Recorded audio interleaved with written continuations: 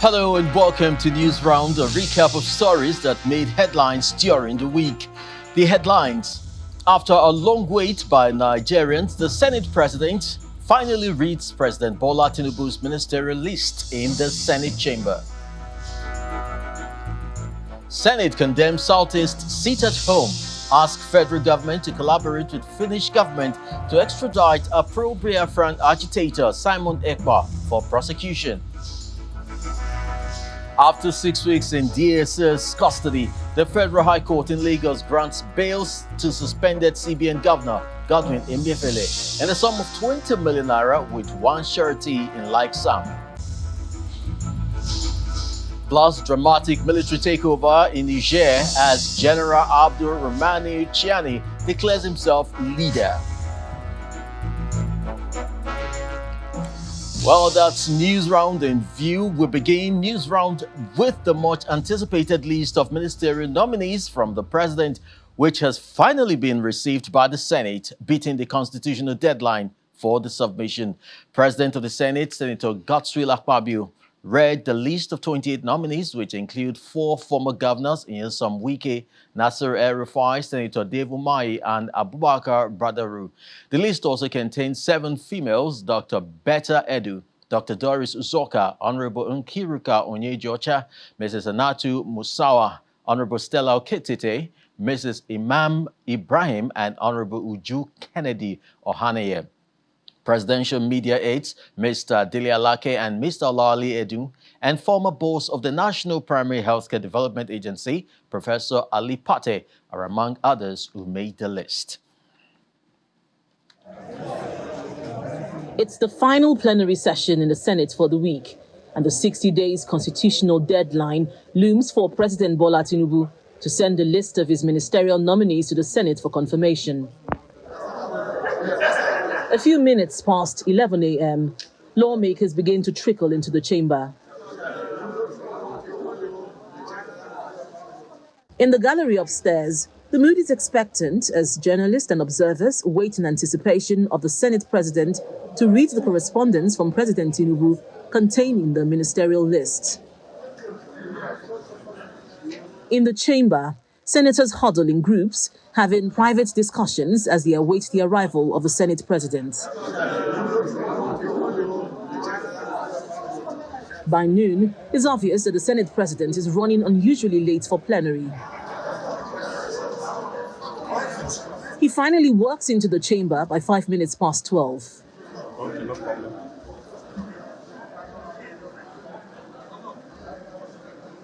A few minutes into plenary, the Senate Majority Leader calls for an executive session. Nearly 30 minutes later, the executive session ends. The Senate Leader thereafter asks the upper chamber to suspend its rules to allow President Tinubu's Chief of Staff entry into the chamber. Former Speaker of the House of Representatives, Right Honorable Femi Gbajabiamila, be admitted into chamber to deliver, and being specific, it is the ministerial list from Mr. President. Thank you, sir. I so move.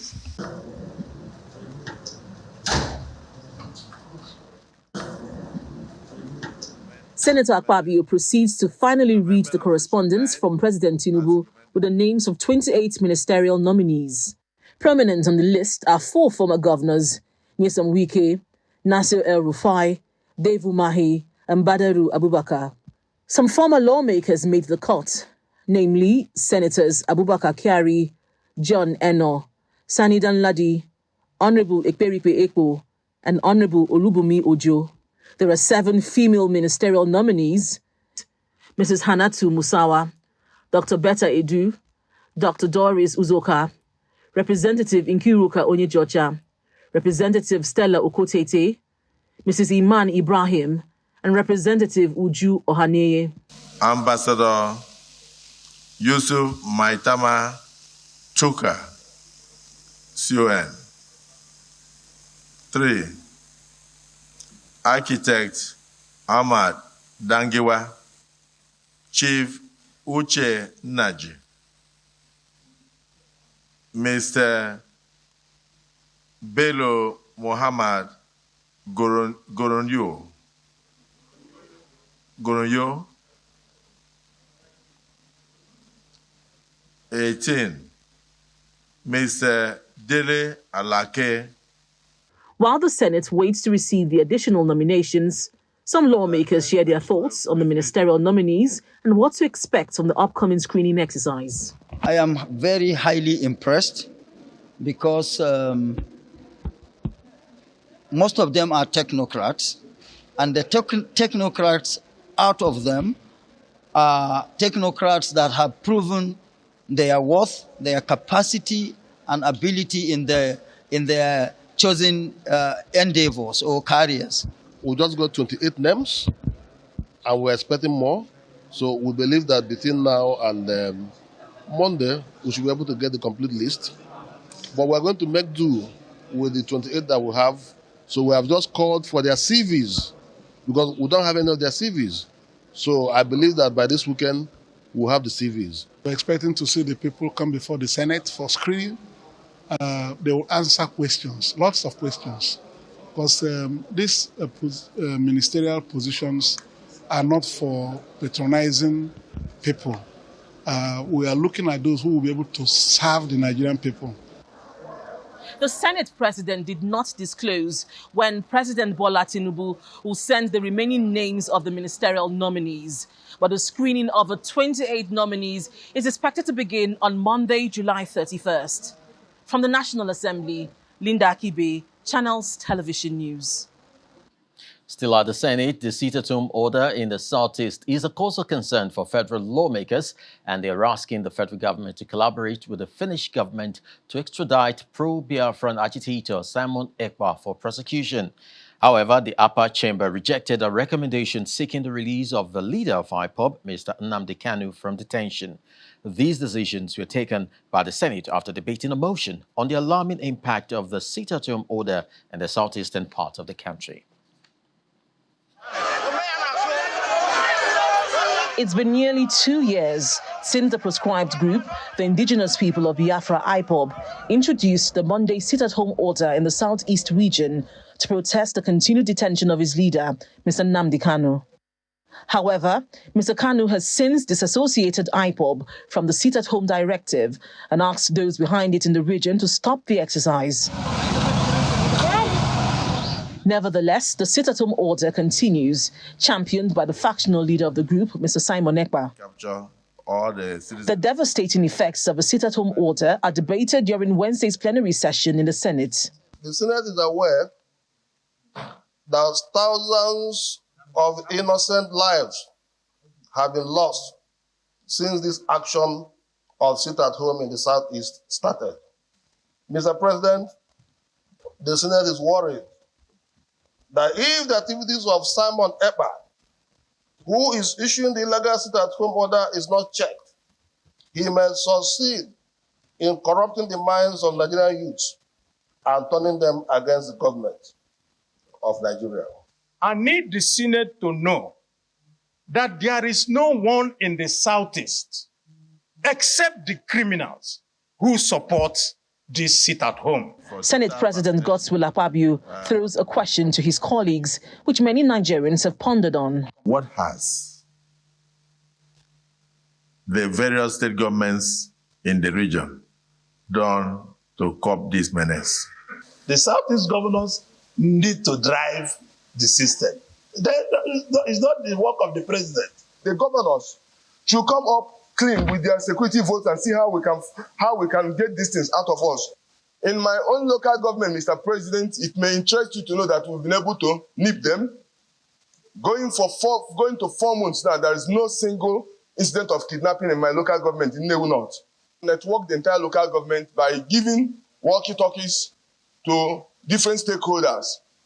And we used woods across the whole local government, that anywhere there's an incident, we block the entire road.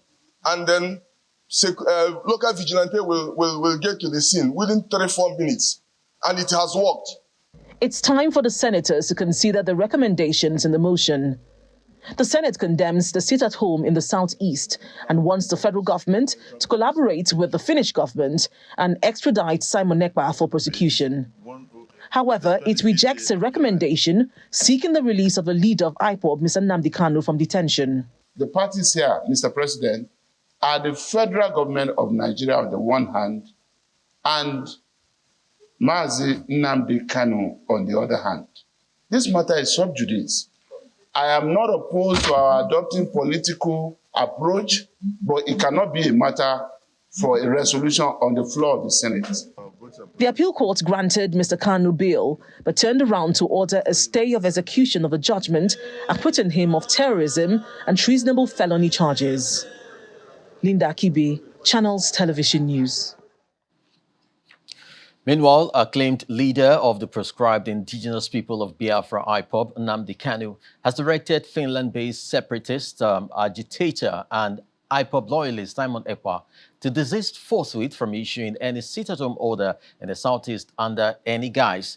Nnamdi Kanu, speaking through his counsel, Aloy Ejimako, in a press statement says he has had conversation with Simon Ekpa and instructed him to end all SitAtHome forthwith, including the Monday SitAtHome and any other proposed SitAtHome in the southeast. The statement also says Nnamdi Kanu told Simon Ekpa to refrain from antagonizing governors or persons in political positions. It says anybody still engaging in SitAtHome is not his disciple, maintaining that haters of Biafra and mindless murderers in uniform are hiding under the cover of combating enforcers of SitAtHome to unleash mayhem against Igbos. The House of Representatives has been speaking on its plan for its 10th session, promising to champion the yearnings of Nigerians. This pledge was made by the Speaker of the House of Representatives, Right Honorable Abbas Tajuddin, while addressing a stakeholders meeting organized by the House ad hoc Committee on Legislative Agenda in Abuja. In preparation for the unveiling of its legislative agenda, the 10th House of Representatives, in partnership with the Policy and Legal Advocacy Center, is holding this stakeholders engagement. The idea is to collate submissions from different segments of the society to guide the House on its areas of focus. We have outlined 6 key pillars that will serve as foundation for our legislative agenda: economic empowerment and diversification, infrastructure development, education and human capital development, healthcare for all, transparent governance and accountability, security and safety of persons and property. The National Assembly does have a key role to play in ensuring that the challenges of living in Nigeria today is not so harsh as to force unintended consequences on the country. For the Speaker of the House, citizens can hold lawmakers accountable as the House will operate an open National Assembly.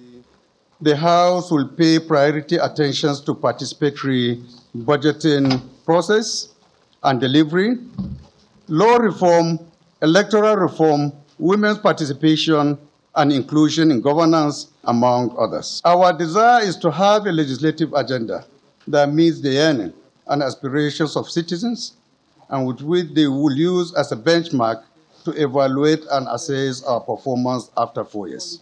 Stakeholders present make their contributions relating to the interests of sections of society they represent. We want extra seat bills for women. And then when we get the extra seats, we'll be talking about affirmative action, about citizenship and indigenship. But the most important bill for us is the extra seats bill. I just came back from Rwanda, and I was so ashamed when we were talking about women's political participation, especially at the parliament level. For children with disabilities, there's nothing to write home about. They cannot afford school fees.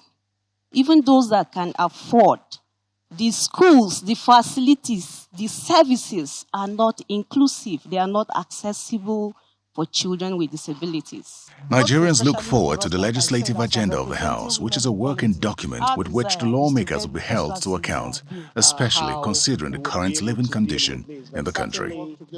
Terry Ikumi, Channels Television News. When News Round returns, court grants suspended CBN Governor Godwin Emefiele bail after arraignment. Stay with us. It's good to have you back. Now to the rest of our stories. The Federal High Court sitting in Lagos has granted bail to the suspended governor of the Central Bank of Nigeria, Godwin Emefiele, in the sum of 20 million naira with one surety in like sum. However, the Department of State Service DSS, in contravention of the court order, rearrested Mr. Emefiele. The DSS had produced Mr. Emefiele at the Federal High Court sitting in Lagos for his arraignment by the federal government on a 2-count charge of illegal possession of a firearm and ammunition. Mr. Emefiele, who was seen clutching a Bible, pleaded not guilty. It's the first time the suspended CBN governor will be seen in public after his arrest on June 10. He was brought to the Federal High Court, Lagos, by the Department of State Services, DSS, at about 9:20 a.m. for his arraignment on a 2-count charge of illegal possession of a firearm and ammunition, and promptly led into the courtroom of Justice Nicholas Owebo. The 2-count charge was read to him, and he pleaded not guilty. Then followed arguments by his lead counsel, Senior Advocate of Nigeria, Joseph Daudu, and the prosecution counsel, Nkiru Jones-Nebo, a Deputy Director of Prosecution of the Federation, on the vexed issue of whether Mr. Emefiele's bail application could be argued. The prosecution insisted that he had not been served with a copy of the bail application, but was swiftly confronted with a proof of service endorsed by the Office of the Attorney General of the Federation. In his ruling, Justice Owebo held that there was indeed evidence of service. He rejected the objections of the federal government and proceeded to hear the bail application. In his submissions, Joseph Daudu asked the court to admit his client to bail on self-recognizance or on other liberal terms, pending the hearing and determination of the trial. But the prosecution counsel opposed the request for bail. In an oral submission, the prosecutor argued that the suspended governor of the CBN is a powerful man who could intimidate witnesses. She asked the court to note that he had refused to hand in his passport, an indication of his capacity to abscond and evade his trial. After listening to both parties, Justice Owebo declined to grant bail on self-recognizance. Instead, he granted bail in the sum of 20 million naira with one surety in like sum. The surety must own a landed property in Lagos and swear to an affidavit of means. The defendant is also to deposit his international passport with the court registrar. Pending the fulfillment of all these conditions, the judge remanded the suspended CBN governor in the custody of the Ikori Correctional Center, as against the request of the FG's counsel that he be remanded in the custody of the DSS. Shortly after the court's ruling, lawyers to the federal government took their leave, declining to comment on the day's proceedings. Operatives of the DSS strategically took positions preparatory to rearresting Mr. Emefiele. His lawyers quickly raised an alarm. We saw an avowed intention on their part to actually take him back into their custody, despite the order of court. We then called the attention of the learned trial judge, who was magnanimous to hear us. And we told him that these were our fears. So he sent for the officer in charge of the squadron that you see milling around here, armed to the teeth. And his answer was that he's under instruction to secure his safety, and therefore he's under instruction from his boss, meaning the Director General, that he should bring him back. And we said no. The judge then told him, I am now in charge. The court is in charge. He has been brought to court and we have made orders. And he has been asked to go there. Apparently seemed adamant. And he turned and left. Attempts by the officials of the correctional center to take custody of the suspended CBN governor was met with resistance by the DSS, and this led to a clash.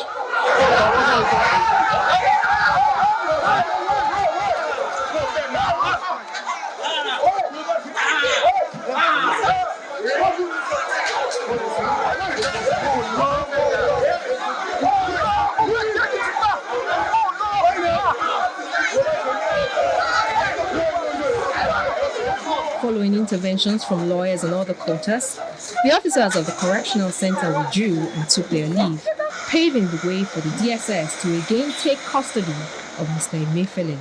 Are constrained because we do not want where there will be exchange of arms by the two organs of government, we may very, very reluctantly allow our client, force the DSS to willfully, consciously, intentionally flout the orders of the court by taking him into their custody. At about 3 p.m., the drama came to an end, with the DSS leading the suspended CBN governor away. Trial in this court has been fixed for November the 14th. Shola Shoyeli, Channels Television News. Representatives of organized labor have walked out of a meeting with the federal government team on palliatives. The meeting was a continuation of their deliberation on palliatives to cushion the effect of subsidy removal in the country. The labor team, which was led by the president of the Nigeria Labour Congress, Joe Ajero, did not speak to the press as they made their way from the venue of the meeting.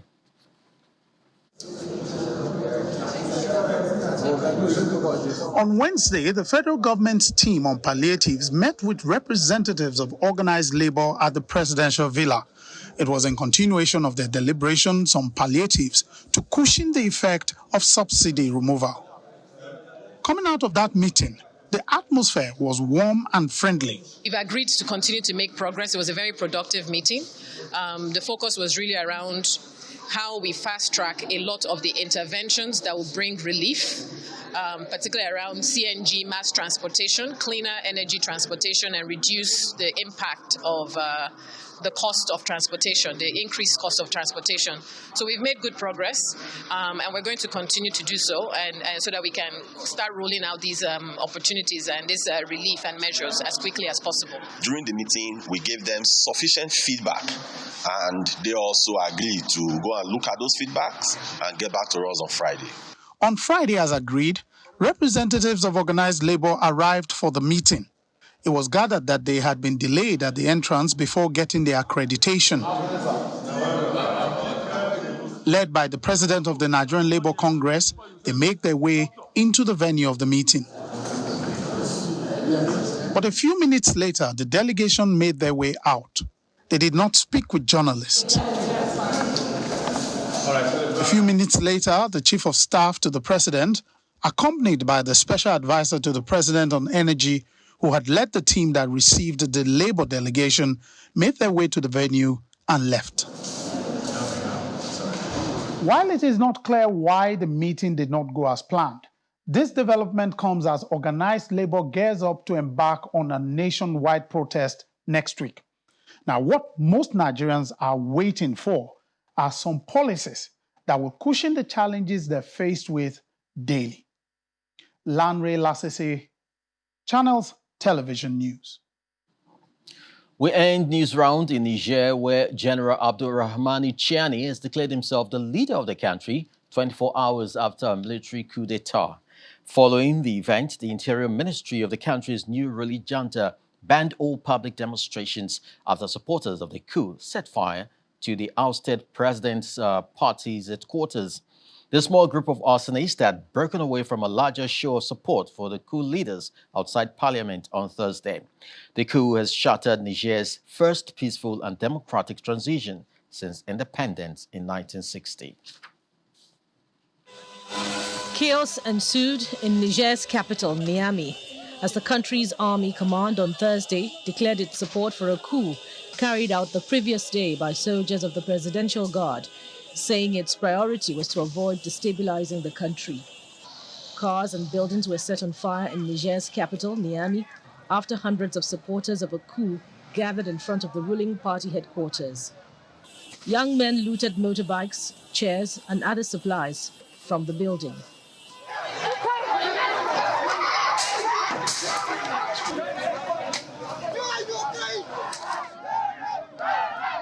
Other demonstrators waved Russian flags and chanted anti-French slogans, echoing a growing wave of resentment towards former colonial power, France, and its influence in the Sahel region. We always believed in the army, despite the fact that they created every condition to destabilize it. Today, we believe that the army, by taking power, will create the conditions for the army to regain its former value. The demonstrations came as Niger's army command declared support for the coup carried out the previous day by soldiers of the Presidential Guard. Army Colonel Amadou Abdramani announced on state television that all political party activities have been suspended.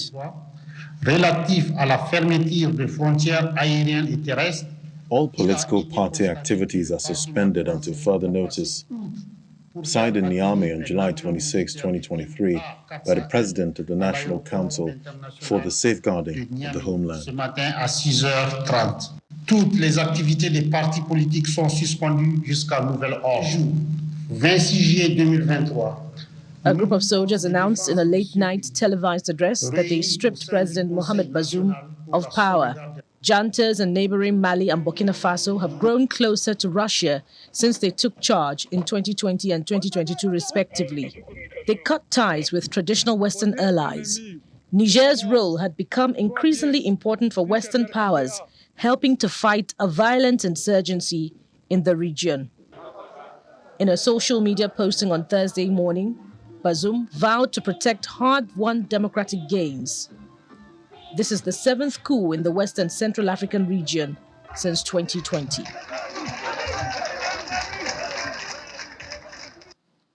That's it on News Round. Thank you for joining us. Join us again next week. I'm Chris Elems. Good evening.